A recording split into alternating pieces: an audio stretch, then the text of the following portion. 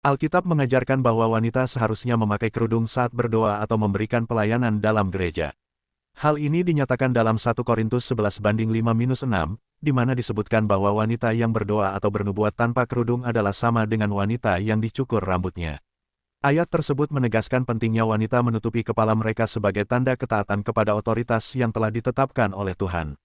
Selain itu, dalam 1 Timotius 2:9-10, Paulus juga menekankan pentingnya wanita untuk berpakaian sopan dan sederhana, bukan dengan perhiasan yang berlebihan. Hal ini mencerminkan nilai kesederhanaan dan ketaatan yang seharusnya dimiliki oleh seorang wanita yang mengaku sebagai pengikut Kristus.